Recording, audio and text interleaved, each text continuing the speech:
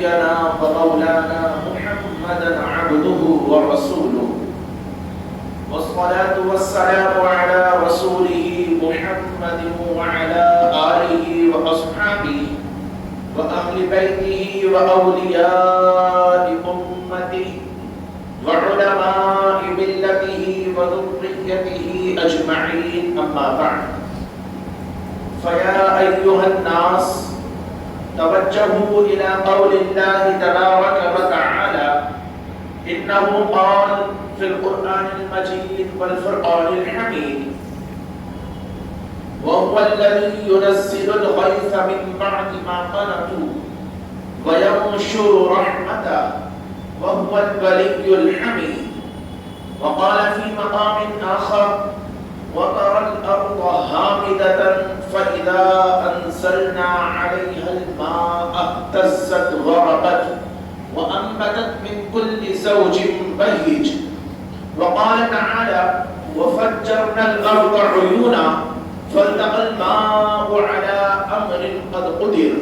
وقال تعالى الذي جعل لكم الأرض فراشا والسماء بناء وأنزل من السماء ماء فأخرج به من الثمرات رزقا لكم فلا تجعلوا لله أندادا وأنتم تعلمون. صدق الله العظيم.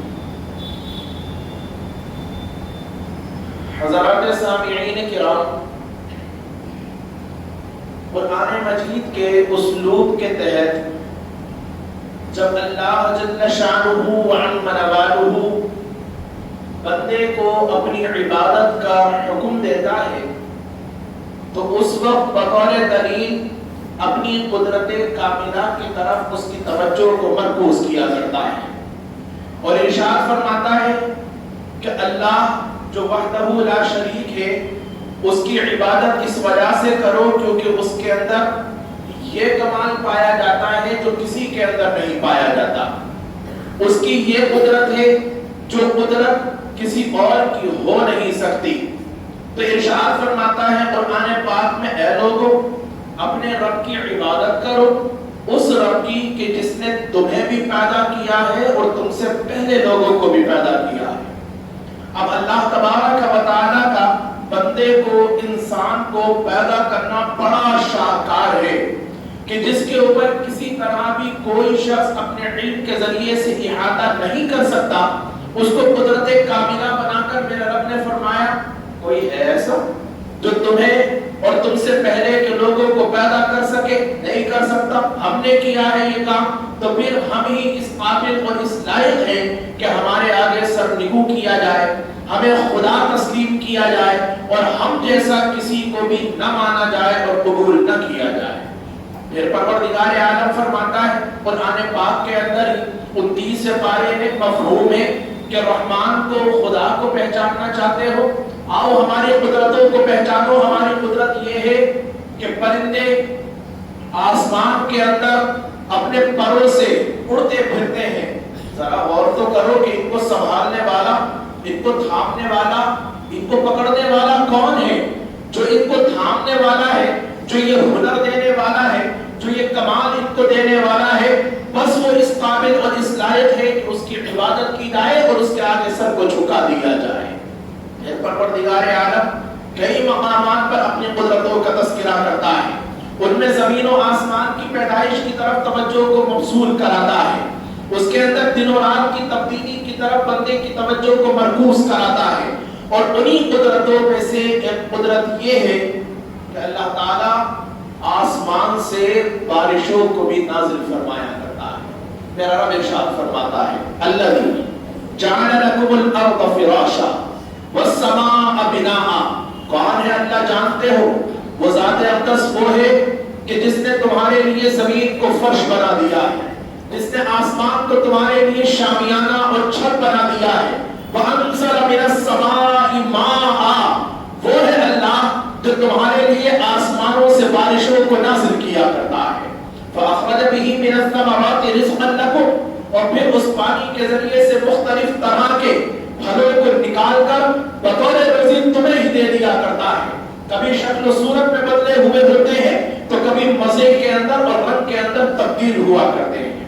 پھر اللہ جل شانہ وعظم نوالہ ارشاد فرماتا ہے یہی ہے خدا، یہی ہے خدا۔ 25واں پارہ سورہ شورى وَهُوَ الَّذِي يُنَزِّلُ الْغَيْثَ مِن بَعْدِ مَا قَنَطُوا وَيَنشُرُ رَحْمَتَهُ۔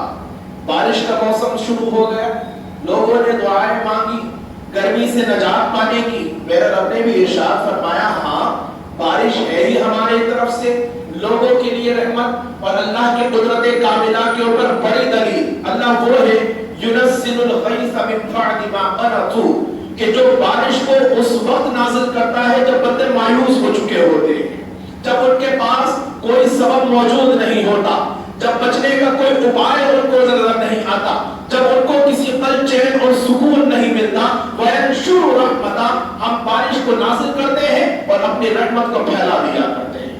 اور ہوتا بھی یہ اس کو صراحت کرنے کی حاجت کیوں نہیں ہے، کیونکہ آدمی کو خود محسوس ہوتا ہے، چاہے وہ کولرز کے سامنے بیٹھ جائے، پنکھوں کے نیچے زندگی کو بسر کرے، چاہے وہ عارضی طور کے اوپر ایئر کنڈیشن کے اندر سو جائے اور لیٹ جائے، لیکن جب خدائے برتر کی طرف سے ایک ٹھنڈا جھونکا چلتا ہے اور تھوڑی سی بوندیں اس کے اوپر پڑ جاتی ہیں تو پھر پروردگار عالم اس کو جسمانی نہیں ذہنی اور روحانی سکون مرحمت فرما دیتا ہے۔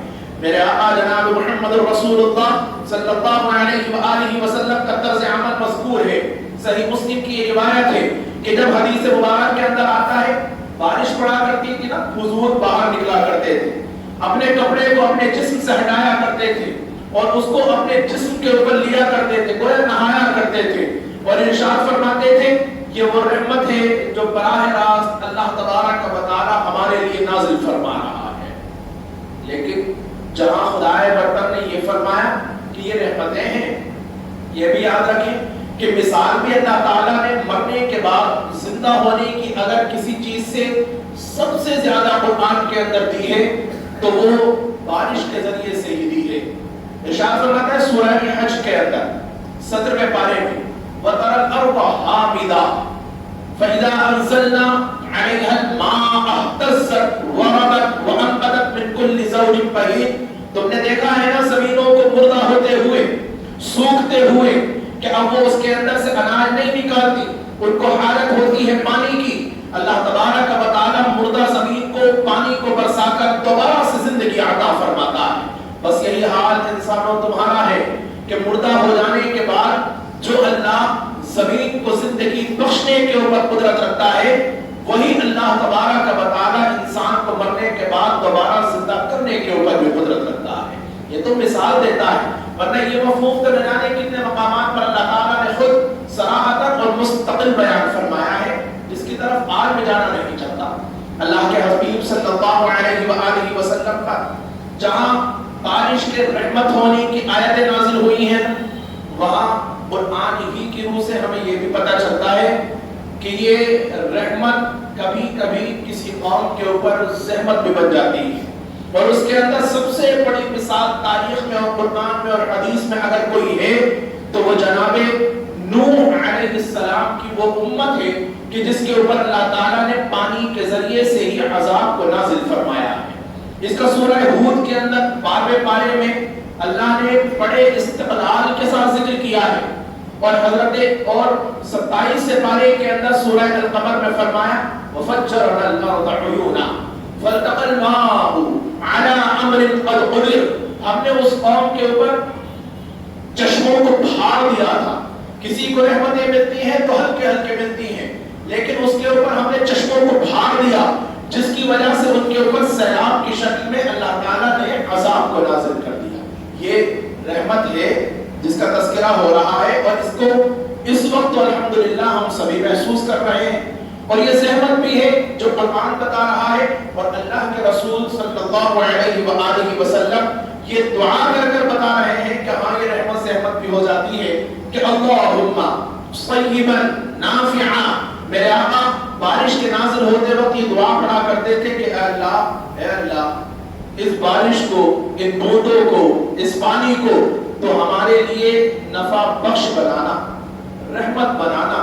پروردگار عالم اس کی زحمت سے ہماری حفاظت فرمانا اور ہمیں محفوظ رکھنا.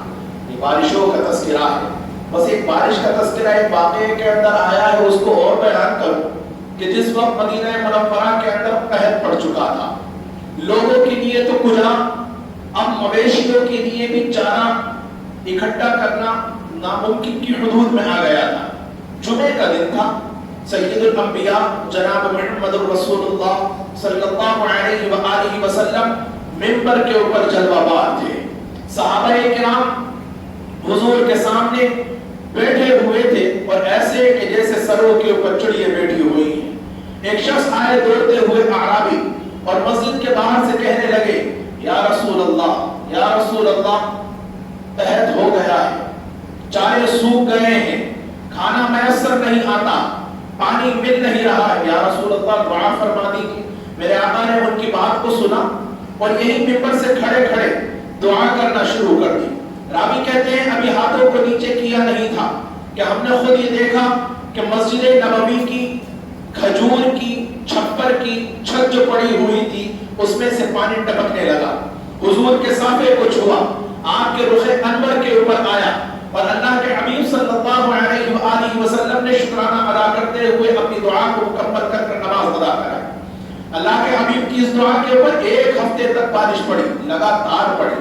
پھر حضور منبر پر جلوہ بار ہیں, جمعے کا دن آ گیا ہے, وہی شخص دوبارہ آ رہے ہیں اور کہہ رہے ہیں یا رسول اللہ بارش خوب ہو گئی ہے, بارش خوب ہو گئی ہے, یہاں تک کہ راستے بہ گئے ہیں, نالیاں نالے بن گئے ہیں, خوب پانی بہ رہا ہے, اب اس کو تھامنے کی دعا کر دی. رسول اللہ کی دعا کا حال یہ, چاہے تو برسوا دے چاہے تو رکوا دے. حضور نے پھر اپنے ہاتھوں کو بلند کر لیا, یا اللہ اس کو ہمارے اوپر روک دے اور تھام دے. راوی کہتے ہیں ابھی ہاتھوں کو نیچے نہیں کیا ہے اور رسول اللہ کی دعا قبول ہو چکی ہے, بارش رک چکی ہے. رسول اللہ صلی اللہ علیہ وآلہ وسلم فارغ ہو کر مسجد نبوی کے باہر آئے. ایک جنگل کے ماہر آدمی آئے اور کہنے لگے کہ یا رسول اللہ وہ چاہے تو خود بھی حضور سے دعا, اللہ تعالیٰ سے دعا کر سکتے ہیں, حضور موجود ہے نا, موقع کو غنیمت جان رہے ہیں. یعنی یا رسول اللہ مدینے کو تو ضرورت نہیں ہے پانی کی, لیکن ہاں اس کے جنگلات کو ابھی بڑی ضرورت ہے. یعنی چاہے تو جہاں چاہے برسوائے, جب چاہے اس کو رکوا دے, اور چاہے حبیب مکرم تو جہاں برسوانا چاہے اللہ سے برسوا دے, جہاں رکوانا چاہے وہاں رکوا دے. حضور اکرم صلی اللہ علیہ وآلہ وسلم نے شہادت کی انگلی کو بلند کیا اور آسمان کی طرف ایسے لہرایا کہ گویا اپنی انگلی سے اور ہاتھ سے بادلوں کو جھاڑ رہے ہیں. راوی کہتے ہیں حضور کی انگلی کے اوپر بادل چل رہے تھے, ادھر سے ادھر ادھر سے ادھر, یہاں تک کہ مدینہ منورہ ایسا ہو گیا تھا کہ جیسے بادشاہ کے سر کا تاج ہوتا ہے, کہ بس مدینہ کے اندر نہیں برس رہی تھی اور آس پاس تمام طرف بارشوں کا اور اللہ تعالیٰ کی رحمتوں کا نزول تھا. کہ وہ بارشیں ہیں جو اللہ تعالیٰ نے اپنی قدرت کاملہ کو بیان کرنے کے لیے حدیث قرآن پاک کے اندر اور حضور نے حدیث مبارک کے اندر اس کو بیان کیا ہے. آپ بھی دعا کی, ہم بھی دعا کرتے ہیں, پروردگار اس بارش کو تمام امت مسلمہ کے لیے نفع بخش مقرر فرما. اللہ تعالیٰ اس کی زحمتوں سے تمام لوگوں کو محفوظ فرمائے, اور وہ لوگ کہ جن کے لیے واقعی گھروں کے اعتبار سے, غربت کے اعتبار سے یہ زحمت بنتی ہے, اللہ تبارک و تعالیٰ امیر بھائیوں کو غریبوں کا خیال رکھنے کی بھی اس موقع کے اوپر توفیق رفیق عطا فرمائے. آمین. وفقنی اللہ و ایاکم بالآیات والذکر الحکیم.